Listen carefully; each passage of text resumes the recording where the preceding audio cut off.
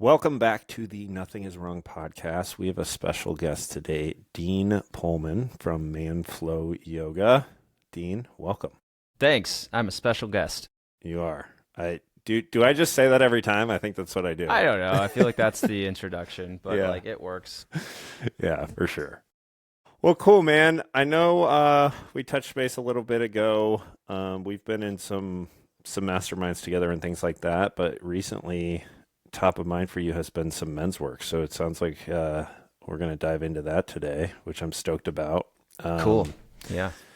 Yeah. Do you want to give just a brief, who are you spiel? Who am I? Spiel. My name is Dean Pohlman. I'm mostly known for Manflow Yoga, which is a fitness-focused approach to yoga for men that I developed starting back in 2013 when I started uploading YouTube videos. With videos that I just recorded in my college apartment. Over time, it evolved into a men's community focused on wellness, but not just physical wellness, also focused on longevity and also on living a fulfilling life, living a full life, being happy, but also doing so in a way that I felt kind of contradicted a lot of men's groups. Like I think a lot of men's, improvement circles is focused on kind of just grinding your way to improvement. Like it's focused on just keep working and don't ever stop kind of vibes. And I did that for a long time and just felt burnt out and very unsatisfied. So I actually started a podcast back in 2020 to kind of complement what I do with our fitness-centric yoga workouts to kind of go into wellness as a whole.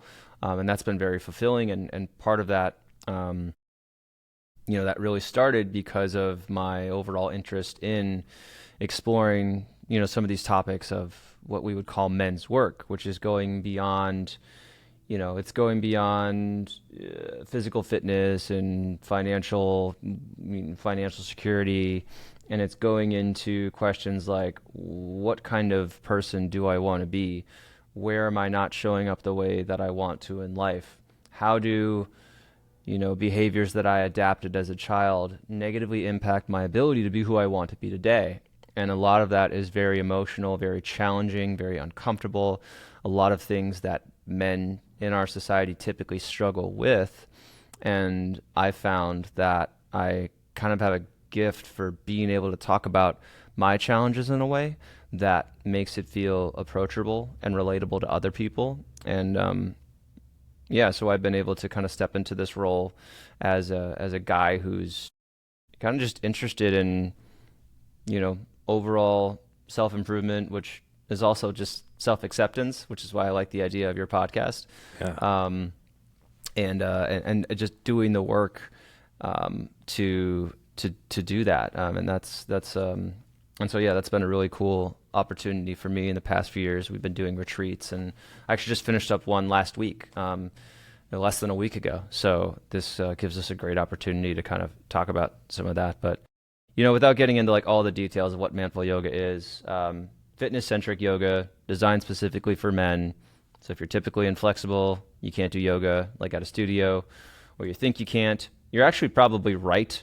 Like most yoga is not made for inflexible men. Like you get a guy in his 50s to go do a yoga class, he's going to fail. It's going to suck. He's going to hate it. So this is yoga, if you're a typically inflexible guy and you're also focused on fitness and longevity and not as much on, getting a spiritual experience when you go to a yoga class. That's going to be, predominantly filled with women who are more flexible than you and move differently. So workouts, programs, tutorials, members area, an app, community behind it, which really makes it special. And yeah. So Cool. there. Cool. Did you get into yoga? Where was the entrance into this self-acceptance, inner work journey compared to your entry into yoga in general? So my entry into yoga was total accident. Walked into a tailor back in 2012, maybe 2011. I think it was end of 2011, looking for a tailor, and wandered into a yoga studio instead. And I was like, okay, cool. I was going to work out anyway, so I'll just do this. And I'd always been intrigued by yoga, but I'd never done it because, go back in time about 2000, 14, 15 years ago, and yoga was not like a normal thing still. It was still kind of like a weird thing. It was not something that, typical athletic guys who work out like me and you would do. So I probably would not have gone on my own volition to a yoga class, but since I was there, I did it. And it really challenged me in so many different ways. I realized I was not as strong as I thought I was, that I had all these weaknesses, that I was not training my body in certain ways. And so the challenge of it kept me going. But that was my entry into yoga as a kind of workout. And whether or not that influenced, my foray into self-acceptance and self-improvement, I don't know if that was part of it, because I've always been interested in philosophy. Even as a teenager, I really liked reading. I really liked like Roman history, just reading about philosophers. I thought that was a really cool concept. And so I've always been into thinking about life, I guess. Maybe yoga, indirectly influenced me. I think where yoga helped bring me into this more self-improvement, self-acceptance world is that when you practice yoga, you focus more on your breathing, you focus more on your body awareness, and you basically develop a better ability to be present and to be aware of your emotions and your thoughts. And so while a lot of guys don't do that kind of work, for me, doing that kind of stuff, it kind of forces you to actually be in contact with your emotions and with your thoughts, and it forces you to deal with a lot of those things. And so, I think the practice of yoga allowed me to have the awareness to be able to do a lot of this men's work stuff, a lot of this stuff that I think is challenging to a lot of guys. But as far as like how to approach self improvement, I don't think yoga had a huge influence on. I think it did. I take that back. I think it did because I think it introduced the softer element of self-improvement. I think it, as opposed to like the David Goggins approach, to just like slam your head against a wall until it breaks, which that's literally what I think. I think that's a good description.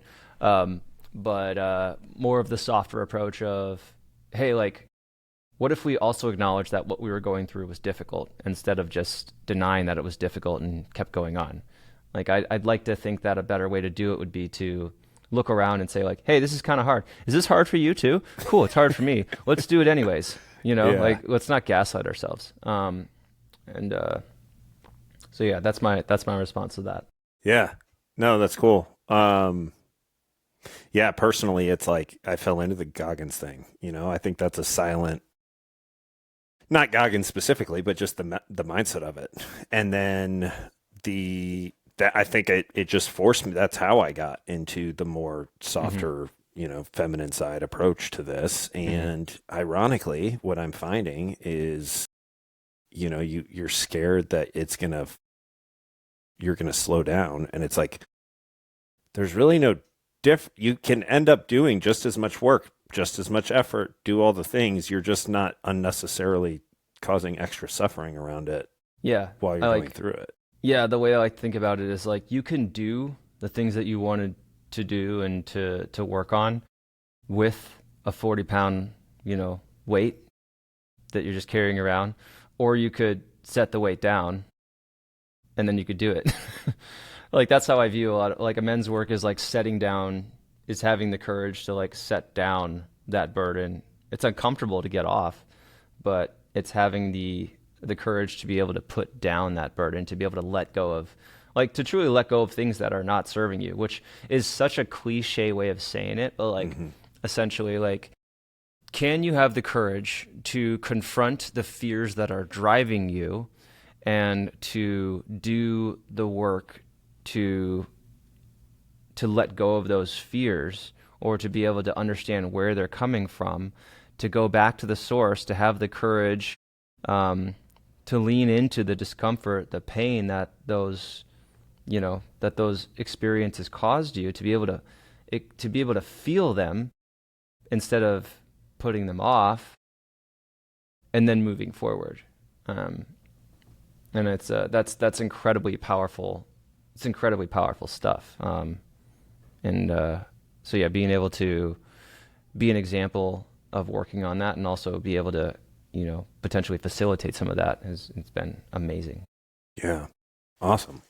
Uh, Admittedly, I haven't done any like quote unquote men's work in that structure. I mean, growing up, I played sports, then I went to college, joined a fraternity, then I was on the fire department. So I think I naturally had some of that. And, Yeah. I left the fire department 5 years ago now. So Hmm. I think with this dive into softening, there's definitely an element there of like a missing piece.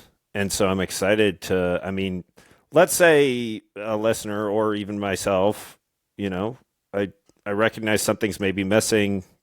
I appreciate the value of yoga or fitness. What does it mean? What is men's work?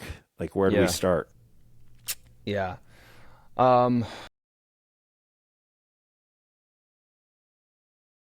Men's work, and I'm not. I guess I can consider myself an expert in men's work just because like I am very involved in it. But as far as like having formal training in it, like I'm not a licensed counselor or anything like that. My experience has been largely on what I've done for myself. But I like to think of men's work as is being facilitated by an environment and by a presenter or by someone who can lead a group conversation that allows us to talk about the things that we are afraid of, that allows us to talk about the things that we normally don't talk about. It's also an environment that facilitates us being able to check in with emotions that we just are no longer aware of. Uh, Men's work is, I think, in many ways, just getting to the root causes of pain. It's having understanding of yourself. Um, it is, I think, in many ways, the opposite of what we tend to do in men's activities. Like you mentioned, you were part of the fire department. You were in a fraternity in college. Like I played lacrosse in college, and you know, I'm not friends with any of those guys anymore. And it's not because I didn't have a great time with them when I was playing lacrosse with them and like drinking on the weekends and, going out and partying and going to bars and stuff. But we never really formed like deep connections because we never talked about anything significant. I think, if you look at men's culture, right, what do we talk about? We talk about sports. We talk about fishing. We talk about hunting. We talk about, um, you know, hooking up with girls. There's no depth to those conversations. There's a lot of like ball busting, which I think is great because it's men's way of showing affection for one another. Um, but there's not a lot of like deeper, more tender moments where there's just like platonic connection between men, where it's saying like, "Hey, man, like I'm really grateful to have you as your friend. You're an awesome guy," you know, um, or being able to say like, "I'm really struggling with this," like this girl just broke up with me, or I'm having this really difficult situation and I'm just really sad about it. And being able to, instead of like fix the situation and say like, well, this is what you should do, or like, fuck that. It's being able to sit with those emotions and say like, wow, that sounds like really challenging, man. How are you handling that? Like, how's it going? You know, and just being able to have connections that are outside of just surface level connections, and really have like meaningful conversations that touch into, here's what I believe as a person, and here's what I'm really experiencing, and here are the negative things or the things that I'm struggling with right now. So men's work is also about like it's just teaching you a different way to interact with yourself and with other men. Um, yeah. I mean, if you just look at, again, how men tend to interact with themselves in other groups of men, it's not comprehensive, I guess. Hmm. Yeah, I mean it. Sounds like it's a environment to allow emotions and thoughts to arise and Hmm. be shared without judgment. Yeah, and I think the other part of that is like, no matter what environment we're in, even if it's your family, we just kind of have men have certain expectations around how they're supposed to behave. We also have created our own expectations of how we behave based on how people respond to us. So, we tend to do the things that we get rewarded for, and we tend to avoid the things that we are ashamed of or that don't get us the appreciation or the love or the acceptance that we like to feel. And so what ends up happening is we have this version of ourselves that we present to the world, which is not really our true selves. It's the version of ourselves that we've created to be accepted. And in order to really move forward and be, aligned between your actions and who you are as a person, you have to be able to integrate that part of you that you don't share with the world, and show that part to the world, and basically, coming back to this idea of nothing is wrong, be able to present all sides of you and feel acceptance for all sides of you. And I think there's real strength in being able to do that and realizing that, oh, like, what was I so afraid of? Because I've shared these other sides of me and people love me even more now.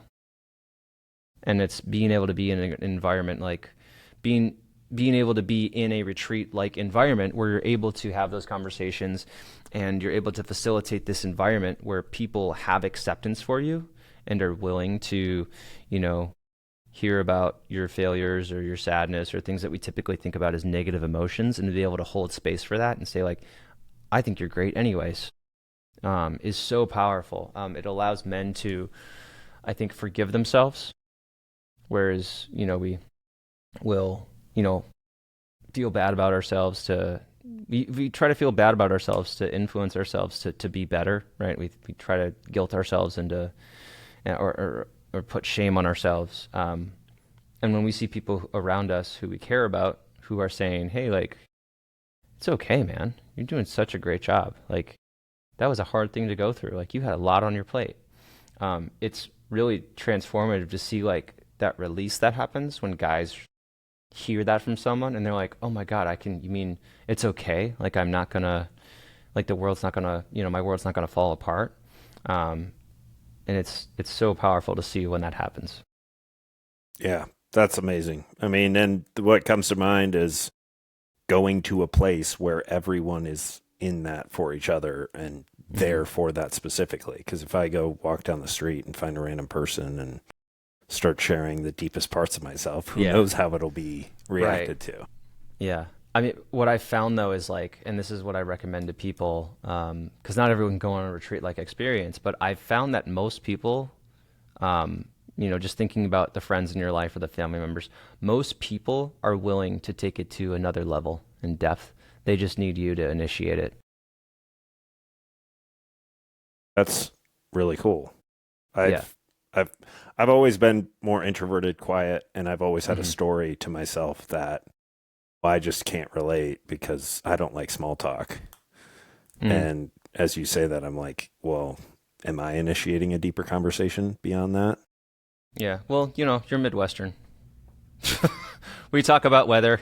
We have discussions about like supply chains of grocery stores instead of like talking about seriously, like even at the retreat I hosted last week, I was laughing because like we had these super powerful conversations, and then we come back to each other and we're talking about like which grocery stores like in Indiana. I don't know, what are they like in Michigan? I'm like, oh my god, come on. But like we have these I think those conversations are also important though, because they basically establish a level of like safety and Mm. trust, and they allow you to build upon. So like I have this issue where sometimes I only want to have depth conversations and I skip the first step, which is like it'd be the same as like going on a date and saying like, hey, I think we should get married. It's Mm. like you're jumping a bunch of steps. So you need that level of like just baseline connection and safe topics before you can ascend and start, talking about things that are more challenging. But like with the people in your life who you've known for a while, like they're ready for that. And if they're not, then maybe those people aren't your friend. Maybe they're not the best friends for you. Yeah. Yeah. My favorite is the the weather. Oh, it's only in Nebraska. It's cold today and hot tomorrow. Only in Oh Nebraska. But God, that yeah, seriously. Like it's every like place yeah, is special. yeah. um. Okay. Cool. I love it. So on these retreats, I imagine, yeah, that surface level that it there's a little bit of friction at the beginning. Like, hmm what do you think it is about these environments that allows people to access those deeper levels? I think part of it is the expectation of what you're joining. So like everyone coming into the with the same like expectation. Everyone's read the retreat description. Everyone's heard about, the stuff that I talk about on my podcast. So they come into this like coming into this, they come into it with this idea of the environment where they're ready to talk about things, where they're ready to share things, where they're ready to feel safe to talk about things that they haven't talked about in life. Um, and so that's part of it. It's just the environment. It's just coming into it, it's having the expectation of being able to be open. It's seeing the community that we have, like seeing the online community and seeing the things that people talk about, and seeing and listening to my the podcast that I do with the Better Man podcast, where it is an example of how to have an open and honest and meaningful conversation. People come into it ready to exemplify that. So a lot of it is just like creating the culture that facilitates it. I think another part is it's actually a lot easier to talk about your deepest, darkest secrets with people that you don't know than it is to talk about like them with your spouse or with your family. Like who cares if Bill from Nebraska, knows that, you had a rough childhood, right? Like, it's a lot easier to have those conversations or to bring things up with people who you know or who you don't know versus like one day springing it on your wife like, hey, I wanted to tell you about something that like I really struggled with when I was a kid. And it usually doesn't come up organically like that anyways. It's usually like has to be brought up. And I'd like to think of men's work in some ways as like group therapy. Like it's providing the presentation and talking about a topic in a way that elicits responses. And it starts slow. Like people say like, oh, well, this reminds me of a time when this, or like, oh, this reminds me of like, yeah, when I was growing up, I never really had this. And the kind of like the sharing, the mutual sharing starts, and like people relating to like, oh yeah, that makes sense. That happened to me. And so that kind of, it's kind of like this cascading effect of people like bringing things out of other people, and then everyone just kind of having these things on the table that they haven't talked about before, and then recognizing, oh wow, all these people are accepting me even though I'm talking about this thing that I'm really scared of or ashamed of. Yeah. How do you see that balance with your wife, your partner? And because I heard somebody on a podcast being like, your wife doesn't need to hear any of your emotional shit. Like you got to share that with other men only, and that didn't exactly ring very true to me. But I also see the value in having a space with other men where you're not just every single day sharing everything with your wife. Yeah. I mean, your partner probably wants you to let her or him in on what you're going through. Um, I'm a believer that the more that you keep it from your partner, the worse your connection is. So like, I think there's very little that, if anything, that I would not share with my wife. And usually the thing that I'm scared of sharing actually brings us together. Like she might not respond to it well initially, but like that's on me to have the courage to be able to handle her response. That's not on her to be able to be stoic and just nod and say like, thank you for sharing. um you know that's like that comes down to you having like your own shit together enough that you can handle whatever her response is. And then recognizing that it's kind of like you can have uncomfortable 10 minutes so that you can have a stronger relationship afterwards. And maybe it's not 10 minutes, right? Maybe it's like 3 days.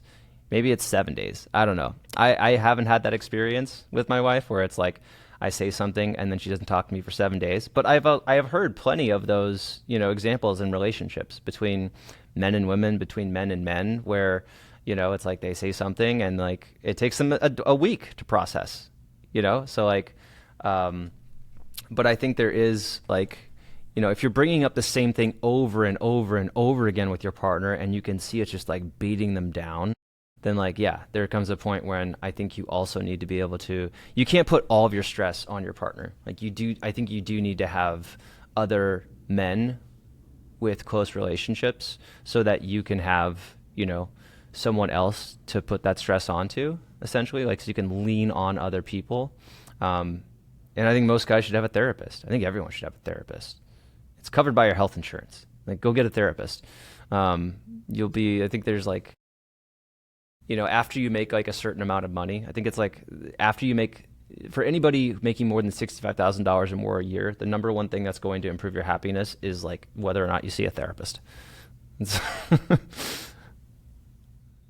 Yeah, I mean, like the cool thing is because it's like some people say, they tried therapy and it sucked, and it's like, no, you didn't have the courage to say what you were feeling. right, and well, and another element there too is even if they didn't say anything, an hour of your week to just slow down and not have anything demanded of you, to be with yourself and just reflect a little bit. Like that alone, even if it's you're talking to a wall, is going to be really great. And the upside is obviously massive. Yeah. Yeah. Yeah. I think everyone who emails me and says, like, I'm really struggling mentally, the first thing I say is, like, do you have a therapist? Like, are you talking with somebody? And so many people don't take that first step. Anywho,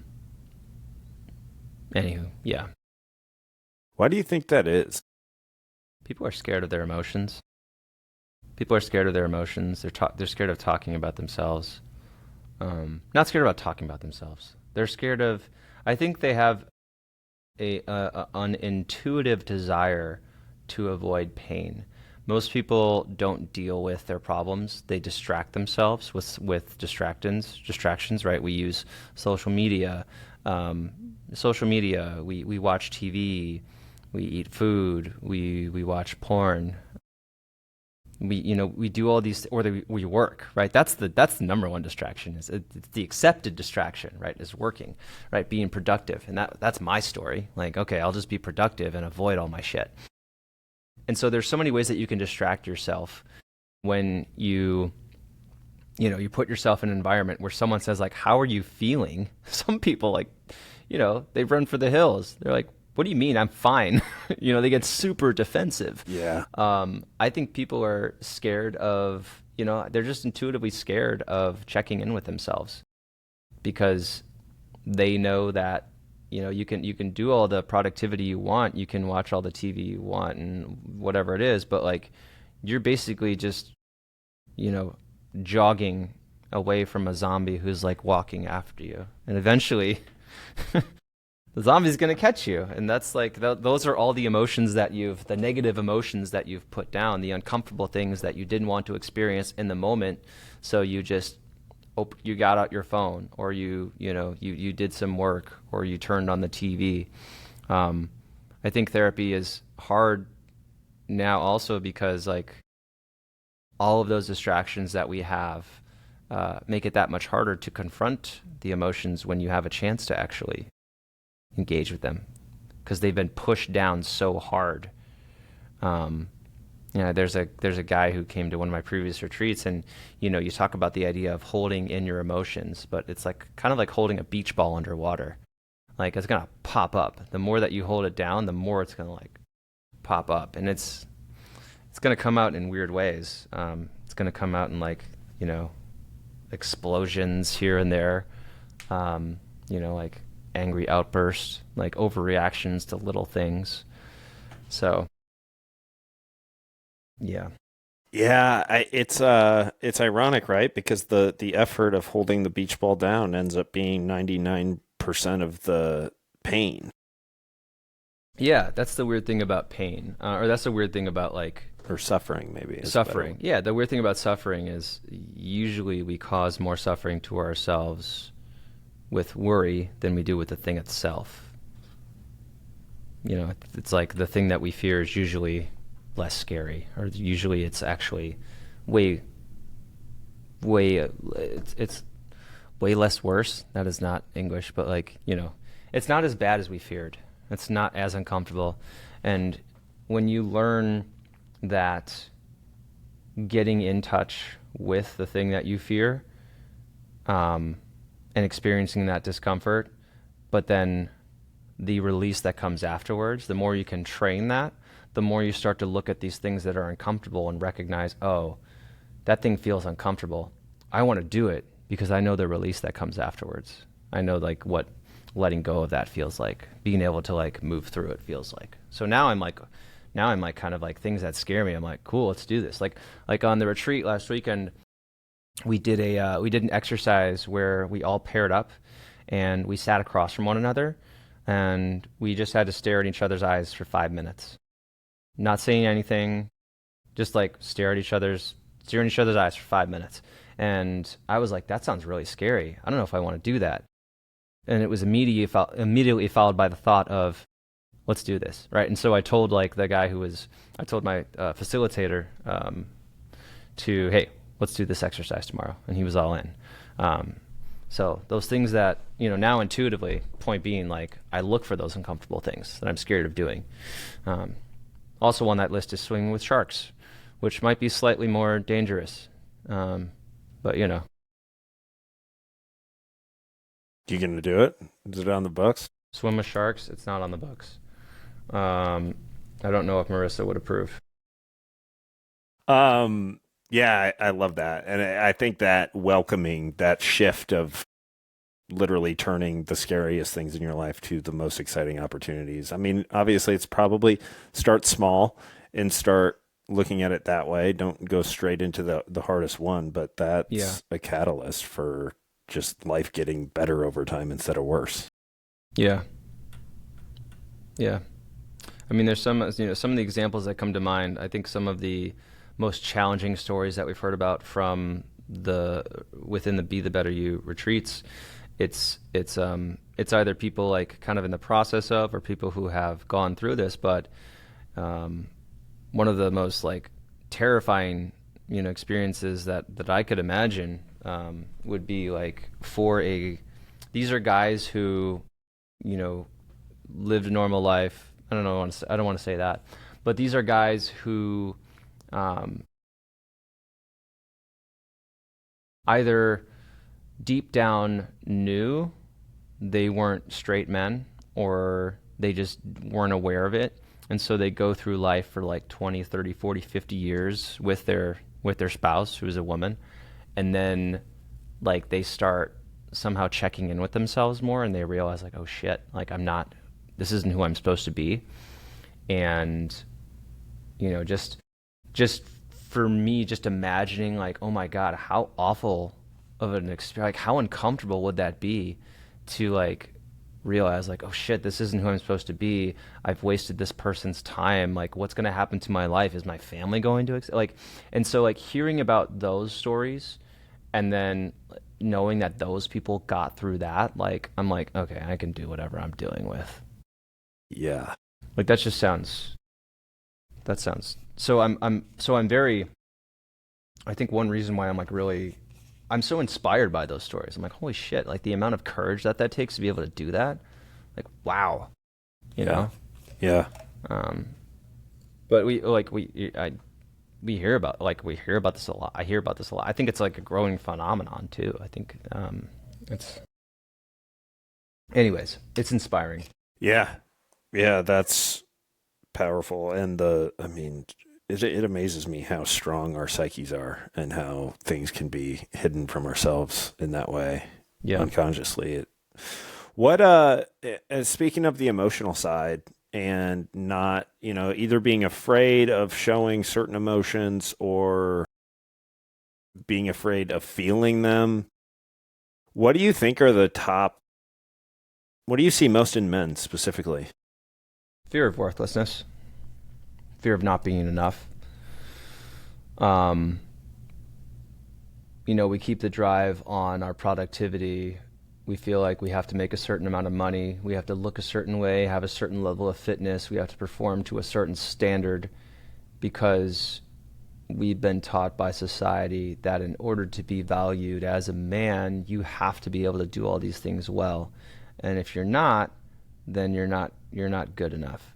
And so what that means is men have this kind of constant pressure upon themselves to be better, which is ironic because I created the Better Man podcast because I also felt this pressure to be better, right? And there's a book called The Gap and the Gain, and kind of examines like this concept of we always focus on the gap between what we wanted to happen and where we are now, but we don't focus on the gain, which is where we were and where we are now.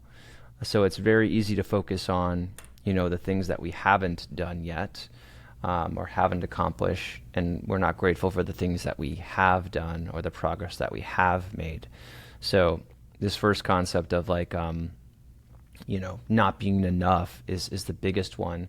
But there's also other things like fear of abandonment, fear of not being accepted, fear of being rejected, fear of not being loved. I think ultimately it all comes down to this fear that we will not be loved or accepted, that we are not worthy of other people's time or energy or love. Even if we look at this fear of worthlessness, the greater fear of that is if I'm worthless, like who would care about me? Like who's gonna love me? Like why am I worthy if I'm not worthy, then why would anybody love me? Like why, so there's the idea that we have to like make ourselves good in order to be loved. So ultimately, yeah, it comes down to this fear of not being loved, whatever the thing is. Yeah, across all of those, as you're talking about that, it just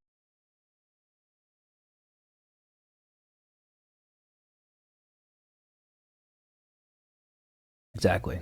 And that's and it's like a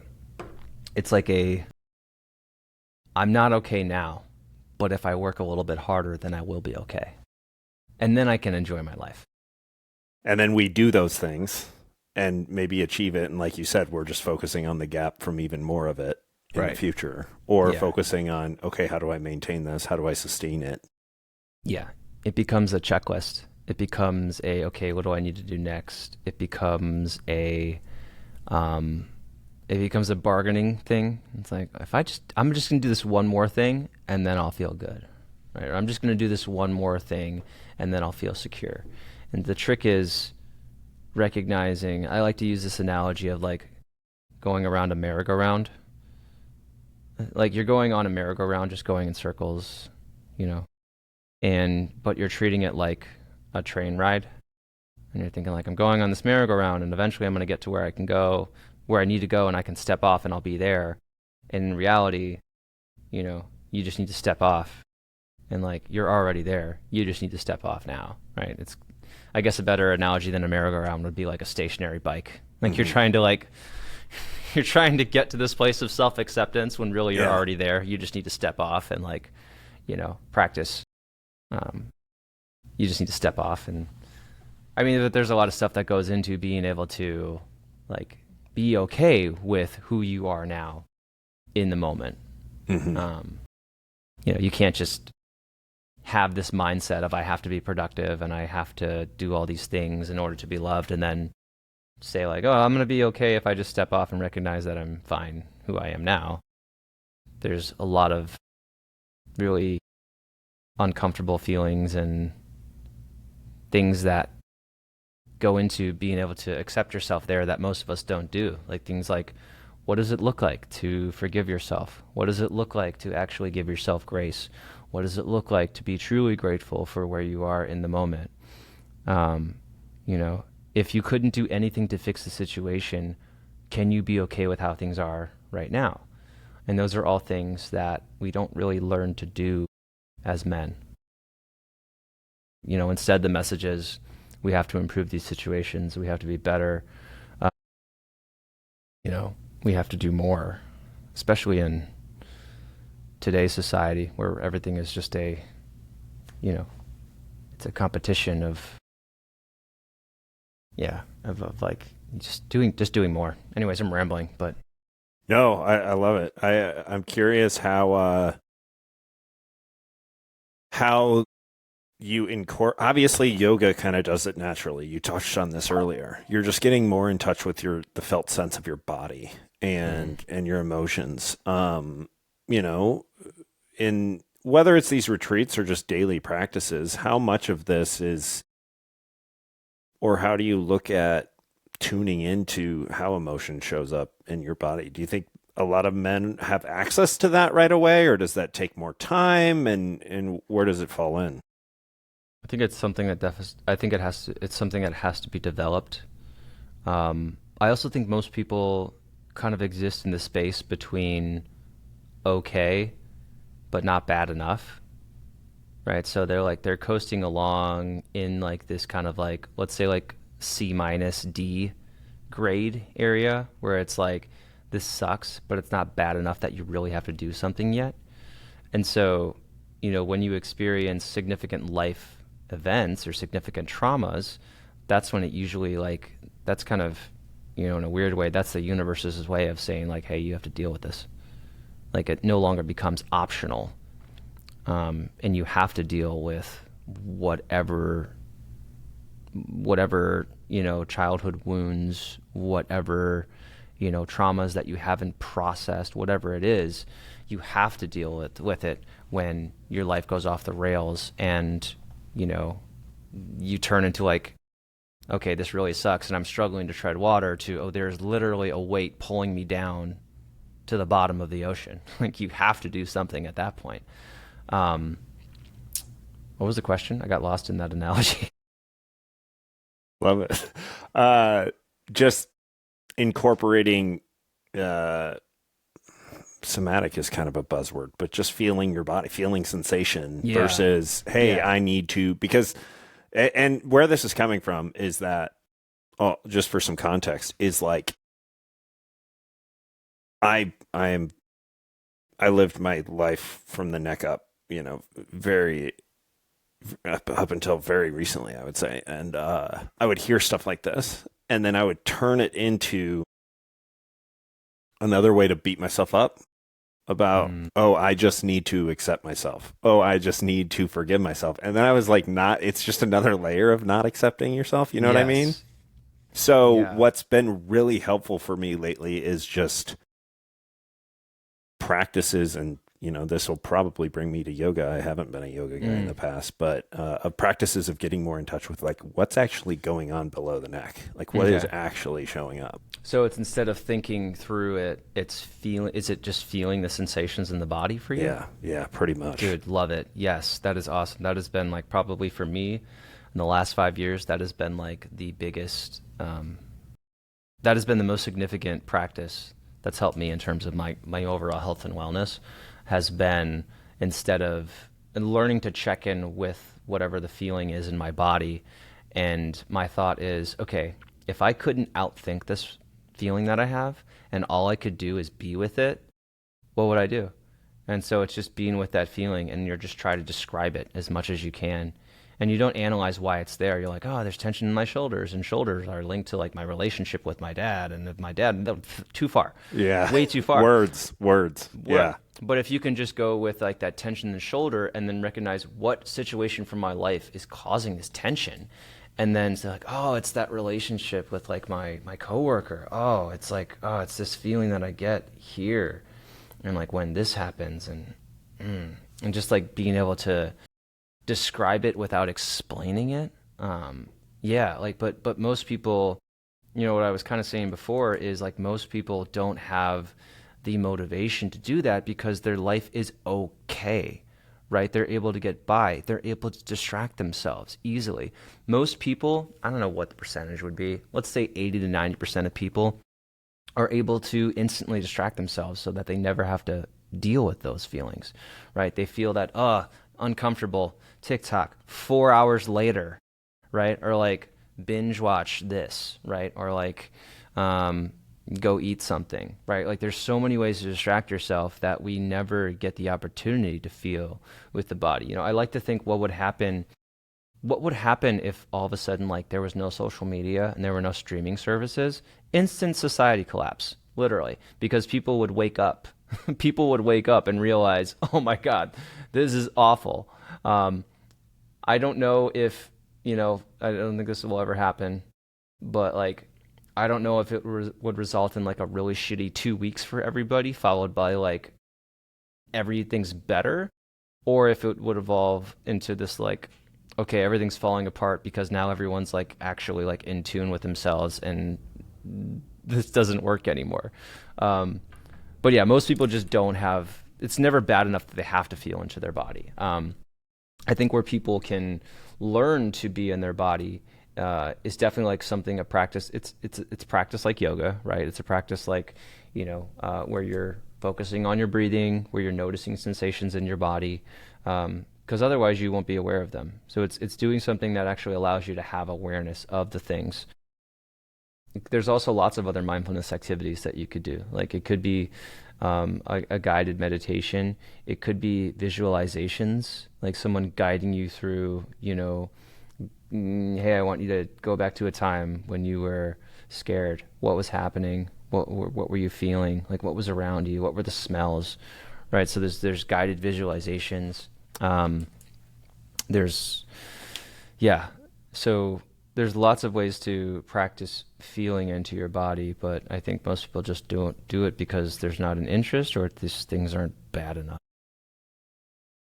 Yeah, it's interesting to think about because I had heard that advice. I had, read books on it for a very long time and it just never clicked. And then the last year, it's been so I'm glad to hear like I have had the exact same experience. It is the most transformational thing I've ever done. And it's all the time in the day. And now I'm starting to it's like, oh my God, there's a lot of tension here all the time. And it's like I'll Yeah. catch my shoulders and then or the Yeah. jaw and I kind of relax and then it comes right back. And it's like it's eye opening for sure. And to your point of social media and screens going away, this isn't surprising whatsoever, but there's there's data on like they take people's cell phones away or internet. They turn the internet off on people's phones for like 2 weeks and scores of anxiety and depression and worry get nuked by like 90% improvement. And it is just and it's like not even a surprise. No one would be shocked to hear that. Yet we're just doing it anyways. Like Right. constantly. Right. Yeah. I mean, we choose long-term mild discomfort over very, very short-term higher discomfort. Right? And you look at things that are distractions that work well, the amount of willpower that it takes to do those things is so low. Like if it actually took more to like if you had to climb up a giant flight of stairs to turn on the TV, you would really only do that if it was like a show that you really wanted to watch, right? Or if you had to, I don't know, you had to do something hard every time you opened your phone, you wouldn't do it. You would like look at your phone, you'd be like, ah, that's too hard. I don't want to do that. You'd look at your TV, you'd be like, ah, that's too hard. Don't want to do that. You'd look at your pantry, you'd be like, ah, I threw all the junk food away. I don't want to have to go to the grocery store and buy it. So like if you just made it harder to do all these things, you wouldn't do them.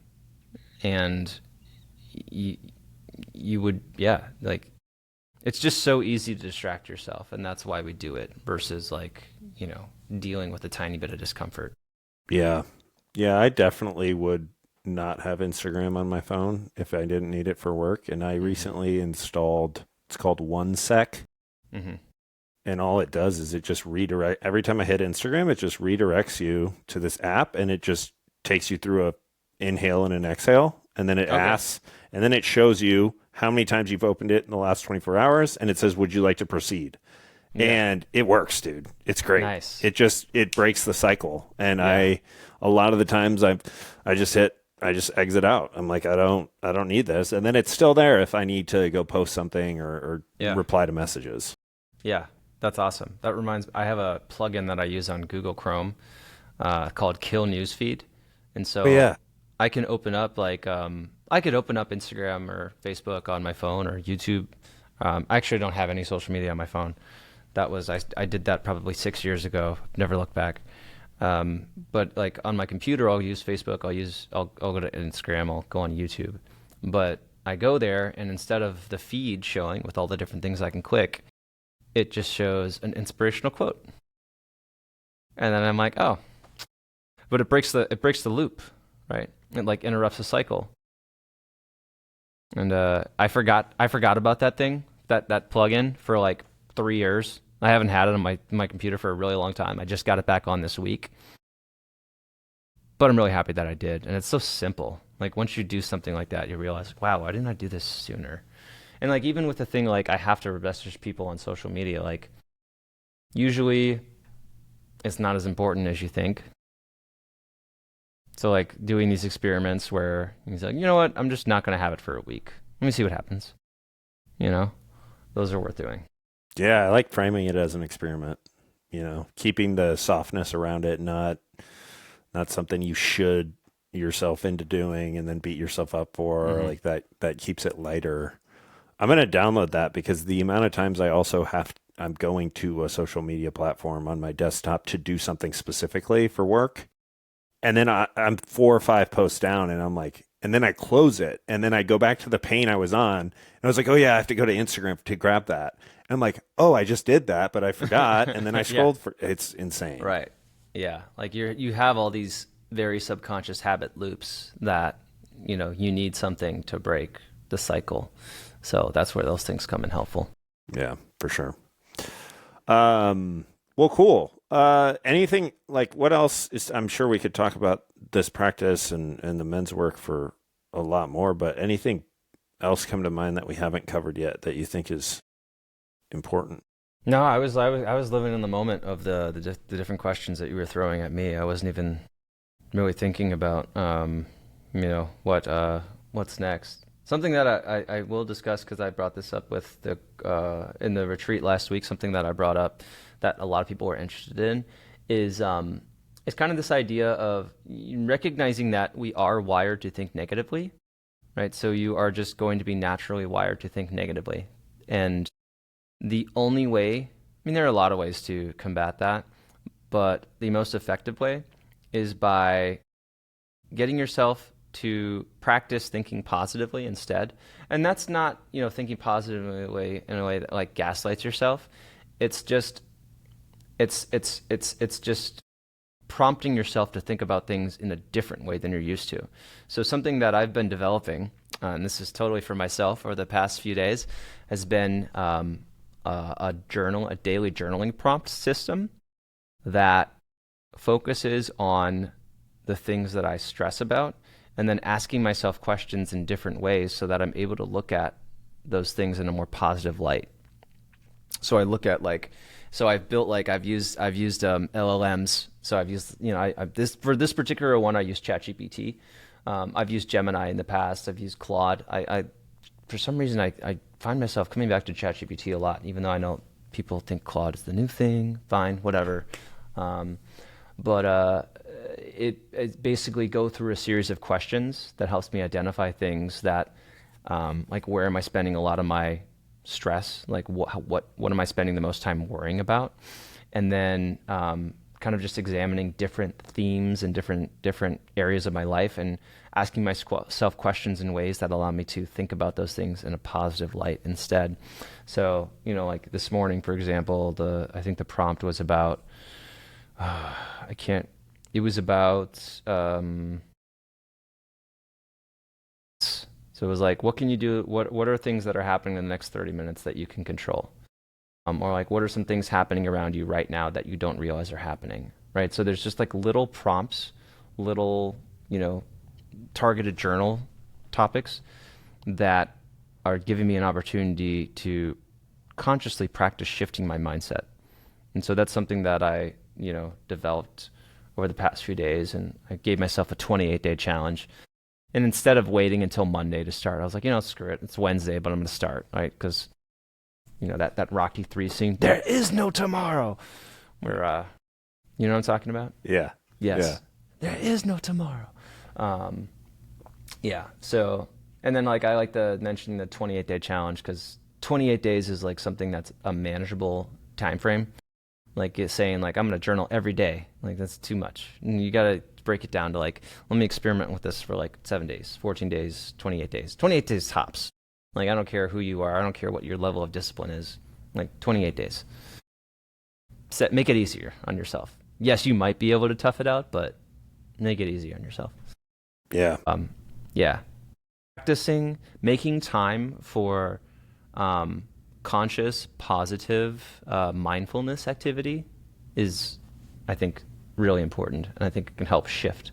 If you kind of have this negative default mindset, it's something that can help shift that.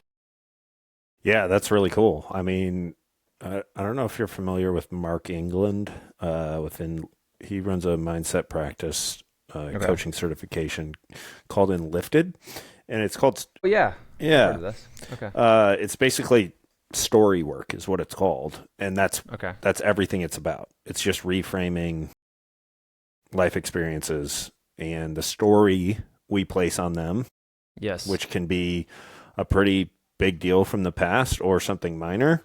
Mm-hmm. And then, twisting those words a little bit or shifting the words around it. Mm-hmm. And, that quote, nothing is good or bad, but thinking makes it so, comes to mind. But that's a daily practice. I love that idea. You might have to put that into an app for us all and share. I know. Yeah. I'm working on it. That's cool. Yeah. If you have any chops on, on like LLMs, you'll be able to do it yourself. Yeah.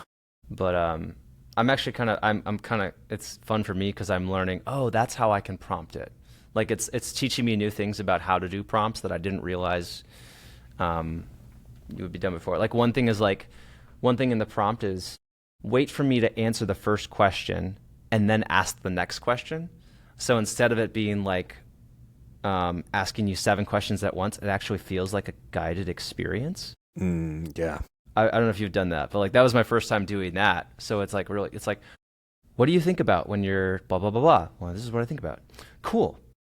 What do you think about when this? And so it's like, it feels like someone's like interviewing me. And then at the end, it like spits out like, cool. So it sounds like these are your big themes to work on. And then here's how we're going to do that. And here's your date. Here's your week 1. And this is what it's going to focus on. And this is the theme. And I'm like, this is so cool. Nice. I love it. Yeah. That's one that I'm always doing that when I'm dumping a lot of information in, because I'll like send one thing and it's like, great. And it's just like kind of blowing smoke up my ass because I haven't gotten it all the information yet. And I'm like, okay, slow down. I will tell you when I've given you everything I need. Yeah, there, dude. It's wild, but I love hearing about those use cases that are total net positive on the day. I would almost say like it'd be great to have it ping you too periodically in the day. Like, hey, just a reminder, whatever. Well, if you do it on Gemini, you can tie it into your Gmail. Oh. Yeah, you can use Gemini to like tie it into calendar events or Gmail, or in like Google Sheets, and so you can, there's things that you can do there that make it like automated. I'm so like 5 years from now, people are gonna just like everyone's gonna know how to do this. Yeah. But like now, it seems like, or maybe a year ago, like if you would have described this to me, I'd be like, "You're a wizard." Yeah. No, I'm not. But dude, I know how to use honestly. LLM. Even like the last this year, 2026 alone has been insane. I feel like by the end of the year, everyone's gonna like Siri is just gonna be a magician for everyone in their pocket. It's gonna be, tapped into every single tool you could imagine. You're not gonna need to have DoorDash on your phone if you use DoorDash because Siri will just order it directly through API without any interface. You just talk to it. And And that's how 50% of the job force got cut. yeah, for real. Jesus. Yeah. Okay. Last question that I've been asking everyone. You get to instruct the entire planet on one day to do something for 10 minutes to just bring them back more to themselves, help them get more in touch with themselves, more self-acceptance, whatever you want to call it. What would you have them do? 10 minutes a day. Of one day, one time. One day, one Yeah. time. Yeah. Okay, so it's like a group event, like world group event. Everyone's Yeah. doing this for 10 minutes. And Dean's in charge. And Dean's in charge. The thing that's coming to mind is sharing your struggle, honestly. It's just people talking about like, what's the biggest thing you're struggling with right now? And then the people participating being able to hear that, being able to acknowledge that struggle for that other person, and then also having the opportunity to say, I can really relate to that, or I'm going through that too. I think that has been one of the things that I've seen has been the most powerful, exchanges, is being able to openly talk about your biggest struggles, your biggest fears, and then being able to feel supported and loved and acknowledged in the expression of them, and also being able to have the knowledge that you're not the only person going through those things. Or like just doing like 10 minutes of breathing together. I think that would be pretty cool too. Just everyone like all sitting, breathing together, not saying anything, not able to get out of it, just sitting, breathing together as a collective. That's super woo-woo, but I feel like that might have some magic attached to it. Yeah, I like that. That's cool. Awesome, man. Well, thank you so much. Really appreciate you. Where do you want to plug for people to find you? Well, got lots of YouTube workouts. Go check me out on YouTube. If you like me there, you'll learn about the other stuff that I do. youtube.com/manfulyoga. And if you like some of the more holistic, mental, emotional, spiritual wellness stuff that we talked about today, the Better Man podcast is where I go in a bit more depth on that. So wherever podcasts are found, you can find the Better Man podcast from Manful Yoga. Thank you so much, man. Thanks for having me. Thanks, Brooks.